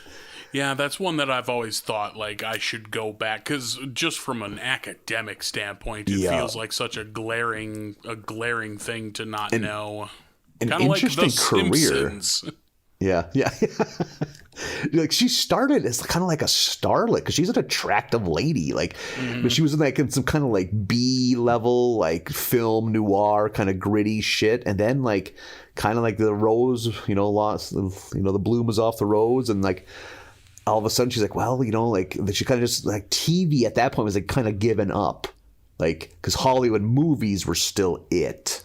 Yeah. But she made a decision, and she was like really shrewd business wise. Like she had her own studio, like Desilu, and fuck yeah, Lucille Ball is a very fucking I don't know what the word influential human being in many ways. Like. We have different levels of education because I was gonna say baller, but you said influential, so that sounds way better.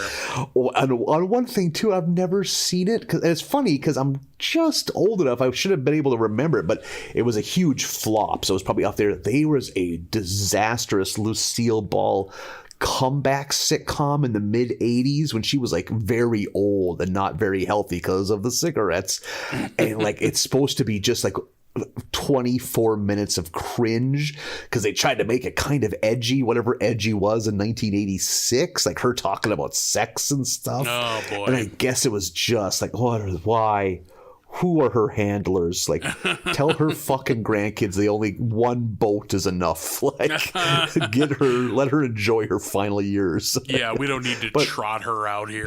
But mercifully, I don't think it even made it a full season. Like, I think it was just called Lucy with an exclamation point. Oh, that's the exclamation point sells it for sure. Yeah, she didn't have always does. Yeah, exactly. See also Panic at the Disco. Yeah. Lucy on ABC's this Wednesday. So Lucy convinces Lisa how to you need to get revenge on these animals. Like, they're ruining your life. You can't just sit back and take it. So, and it's a fairly clever scheme. She like covers them in like some kind of, what is it that she uses? I'm trying to picture that. It's green poster paint and oatmeal to make these green scabby sores. So it covers the two boys and these sores, and again, they're fucking dopes. So they just easily led into whatever direction Lisa convinces them to go. So now, you guys are real sick, like, and they're convinced that they are dying and that they're lepers. Yeah, that they have leprosy. So where do they go? They go to the Flanderses. They're like pawing at the door. This is 1999 zombie culture wasn't a big thing. So I would have loved this so much because I was just becoming a nerd for horror movies and zombie shit around this time. So yeah. And like you said, zombies weren't hot at the time. Yeah, I would have been giving them a big clap during that. So yeah. The hands reaching through the doors. Brains. Use your brains. Yeah. I do like when the Simpsons get, like, that's the beauty of having a animated show. They can get kind of goofy and still be like, okay, I'm with you. How Ned convinces them to go to Hawaii because they have like a leper colony in Hawaii. And I love that Ned knows that, like, just knows, like, leper colony, a great one in Hawaii, and is willing to just pay their way. Yep. And I am pretty sure there are still remnants of that leper colony left in Hawaii. And like some old people with leprosy still live there. It has to be old people, right? We can't be making new lepers anymore. It's super rare. It does. I read an article, I think it was like in a Maxim magazine, about modern day leprosy. What a weird thing to have in Maxim. One guy got it because he was playing high school football and he got tackled, and there was like some like chunk of an armadillo carcass had the weird disease that has leprosy in it, and it cut him, and that's how he got leprosy. God, that's fucking weird. And it is a weird disease, man. It's like, what is it? Like, you don't realize you lose nerve feeling. So like what happens is, like, you think you're picking up a pencil. You don't realize you're squeezing it as hard as you can the whole time. And it's just breaking down muscle tissue to the point where things just start falling apart. Yeah, start dropping off of you. Yeah, ufta. Yeah. I just love that that's in a Maxim. Like, yep, exactly. Like, between pictures of like Rebecca Romaine. Yeah. Like an article about leprosy. Hey, we hope you enjoyed that Brooke Burke centerfold. Here's fucking... Holy shit. Here's Brooke Burke. You like that? Good name drop. Someone read a few Maxims in the early aughts. Yeah. Read in pretty big air quotes there. A couple year, I still get my parents' magazine subscriptions for Christmas like clockwork almost every year. And probably like 3 or 4 years ago, they had a huge Black Friday sale at this website I go through, and you could get a subscription to Maxim for 99 cents. So I got everyone I could think of their address off the top of my head. You best believe they got a subscription to Maxim and also Slam magazine. Oh, I don't know Slam. What is Slam? It kind of came out in the mid to late 90s. It's kind of like the cool hip hop basketball magazine. Okay. Which I actually kind of enjoy it. Like I subscribed myself for 99 cents. So it's a pretty good name for a basketball magazine. And the one thing I don't get into, it's mostly shoe based, or at least half of it is shoe fashion. Oh, it's sneakerheads. Yeah. Yep. Exactly. I think that's how they've kind of stayed relevant, as they kind of appeal to the sneaker collectors out there. So yeah, that was a deep dive into Maxim magazine. And leprosy. Yeah, thank you, Together at last. So Lisa gets the house ready for Marge's comeback. So the house doesn't look bad, but 40% of your family's missing. Yep. The house is clean, but Homer and Bart are gone. Yeah. So they also go to Hawaii to retrieve Homer and Bart. And I don't know, I don't think there was a whole lot of good gags on the island. I mean, the shock therapy was kind of silly, but like, yeah, the electric needles, like, yeah. I did like the reveal that, like, yeah, we know we don't have leprosy, but this is a free Hawaiian vacation. Yeah. All you have to do is tolerate 2 hours of blinding pain. That's what it was. It was 2 hours, yeah. Oh, yeah. So, I don't know, man. That episode didn't do a whole lot for me. Not a ton. I wasn't wild about that one. It was nice to see the origin of Sexy Flanders was honestly probably the highlight for me. It's funny. For me, I had a friend that for going back to the MSN Messenger days, his picture on there was always Mo with the no funeral on his back and his hand in the oven. I got a kick out of that. I did really like in that final episode, there's a real quick joke where like Homer and Bart, when they find out, quote unquote, find out they have leprosy and they're kind of freaking out, Bart goes, "Oh, why would God punish a kid? I mean, an American kid." I was like, oh, whew, that was a heavy one. Yeah. I forgot about that. Good call. That was a big blueberry in this muffin. Yeah. Wow, where'd that come from? I thought that was very funny. Yep, I'm with you there. Yeah, decent batch. That motorcycle one was super fucking funny. I really liked that a lot. It was a weird batch that there was no absolute, like, that fucking Mel Gibson one was horseshit. You're going to be stuck on that for a while. Yeah.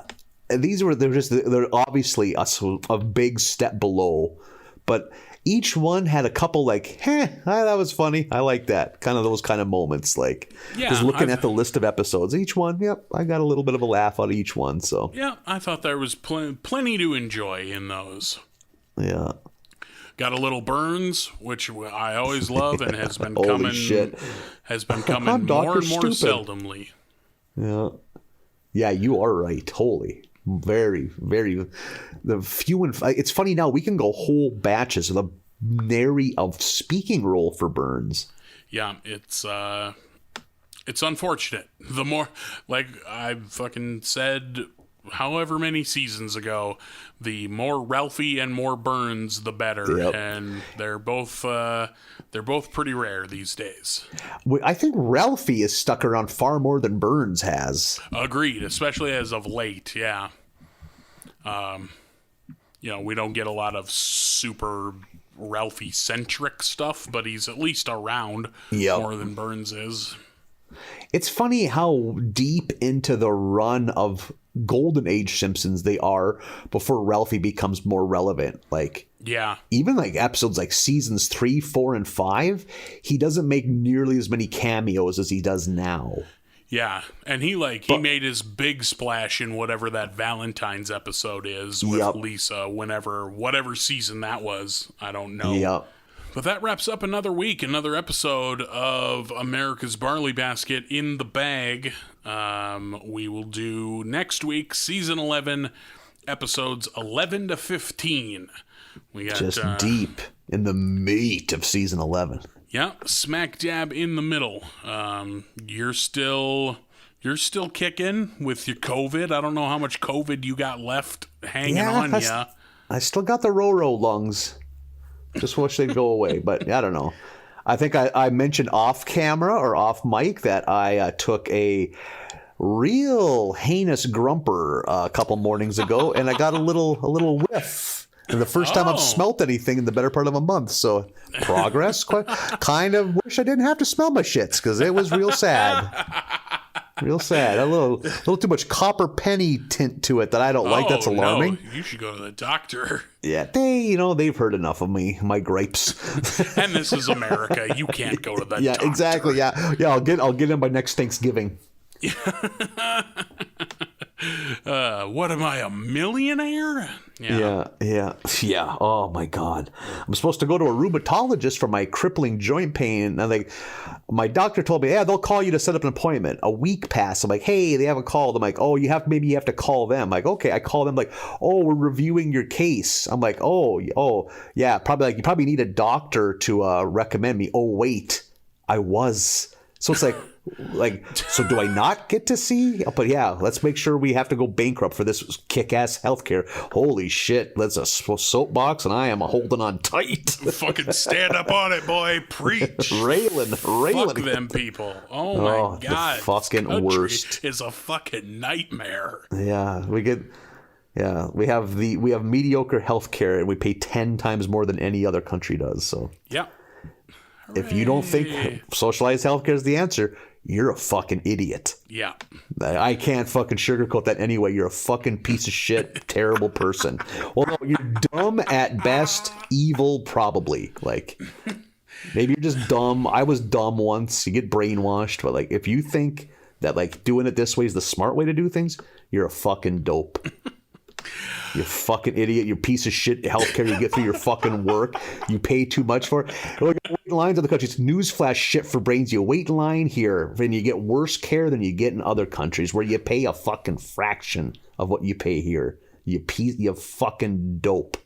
Plus, healthcare through your work is a massive poker chip that your employer, who is always your enemy, holds over you, which prevents you from leaving for better jobs. Yep. Hooray! So fucking gross. USA. Burn it all. Yeah, it's... Oh my God. We're ready for a hard reset. Mm-hmm. Take out the America cartridge and blow in it and see if that fixes it. Yeah, oh my God. Well, this has been an uplifting end to a Simpsons podcast. We got Maxim, we got leprosy, we have the current state of healthcare in America. In my world, I get the second shot later this week, so I'm excited about that. We'll see how bad that whoops my ass. That's apparently if one of them's going to make you sick, it's the second one, so... We'll see how that goes. All of Bill Gates' jisms coursing through your veins. Now he'll really be able to read your thoughts. And I've recently discovered that although I don't care for the man's comedy or personality or really anything, Larry the Cable Guy had it right when he started cutting the shirts off his the sleeves off his button-down shirts, because I'm living that life right this second, and it is spot fucking on. Really? This is the way to live. Interesting. Some people during the pandemic learned a new language. I realized that hacking the sleeves off a button down feels pretty good. Yeah, you think there was any gals out there that were on the fence, then they saw me in a button down, and that's what, okay. I'll see that guy naked. Yeah. He buttoned up his shirt like a big boy. If only I could see his huge, soft arms. That's what would get me in my motor those running. arms probably look like 2 duffel bags full of fucking porridge, but as long as he keeps a blousy dress shirt over them, I think he's stunning. Nope. You should just quit wearing shirts. Honestly, if I didn't sweat so much and didn't like my furniture as much as I do, I would probably be right there. Holy man, did I go through during the depths of real deep quarantine? Whew, there was a lot of barely any clothes on this body. A lot of me wearing just a dress shirt because I had a Zoom meeting. And only the top 3 buttons button like I'm in a late 90s Latino street gang. Jesus. That's a good look. Yeah. If they only knew if this couch could talk, it would scream for death. It'd be like the lady in Aliens that's like cocooned to the wall that's still alive. Like it can barely muster the words "kill me." Oh God. That episode of Joke Quest 200 that you and I did with our friend Joe Christensen hit the podcasts. You can go on YouTube and watch it. I shared it on the Facebook page and the Instagram hours. That is, you can find that on YouTube if you want to see our giggling goof faces telling jokes, or if you prefer the podcast version, that podcast episode is out now. So if you want to find yourself on the Joke Quest 200 podcast page on your podcast app of choice. You can just hear it and not have to see us if that's what you prefer. And I just recently re-listened to that. It is solid gold. I did too. It's real fucking funny. That was a lot of fun. There's some very, very good laughs in that bunch. Yeah, as there usually are every week on that show. So, Joke We like Quest to have fun. 200 is where you can find that. Yeah. And that's gonna wrap it up. We're done. We're out of here. We did it. 11 to 15 of season 11 is your homework, and we will catch you next week. Goodbye, everybody.